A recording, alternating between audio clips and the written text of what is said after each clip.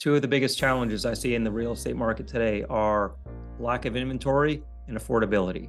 Now, inventory I can't do much about, but here's something that we use to help tackle the affordability issue. It's called a 2-to-1 buy down. You may have heard about it, but we're going to cover it here just to explain kind of how it works, and you can see the ins and outs and the pluses and minuses of that program. The 2-to-1 buy down is a program which allows the seller to basically subsidize the buyer's payments for the first 2 years that they have their loan.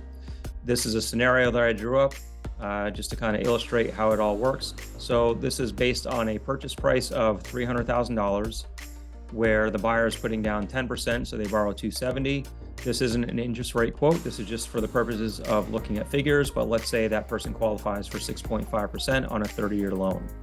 A 2-to-1 buy down on average requires the seller to pay somewhere around 2% of that sales price towards the buy down.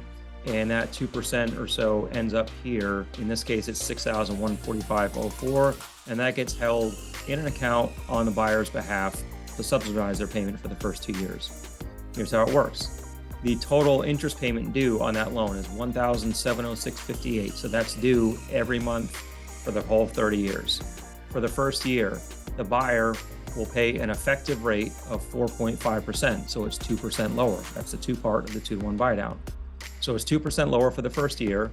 The buyer is responsible for $1,368.05 per month. The remaining amount comes from the seller in their contribution down here, the $6145.04. So every month for the first year, $338.53 gets pulled out of this account to supplement the buyer's portion of the payment, and these combined equal this amount here. So that's how it ends up being that the buyer pays an effective 4.5% interest rate for the first year. After year one, that rate goes up to 5.5%. Now the buyer's responsibility is $1,533.03, and the seller's contribution portion is $173.55. So again, add these together and you get this amount here. After 2 years, this amount is completely exhausted. There's nothing left here to contribute towards the payment. So after year 2, the effective interest rate goes back to 6.5%. and the buyer will pay that for the next 28 years or as long as they have the loan. Now, the pluses to this are it reduces payments and it makes it more affordable for the first 2 years. In a best case scenario, sometime within those next 2 years, interest rates will go down and that buyer will refinance and lock in a lower fixed rate loan that's lower than this 6.5%, and they'll have that for as long as they have the loan. Another benefit of this program is if they refinance within the 2 years, whatever money has not been spent out of this account to supplement the payments, that actually gets refunded back to the buyer, so they have that money, and a lot of buyers will use that to pay the refinance costs that are involved with getting their fixed rate down from 6.5% to whatever it ends up being. So that's the best case scenario. The worst case scenario is that sometime in those 2 years, either rates don't go down or maybe the buyer is no longer eligible to refinance. There could be credit issues, there could be loss of income, any number of issues that might make them not eligible within 2 years. Even if rates go down, then what do?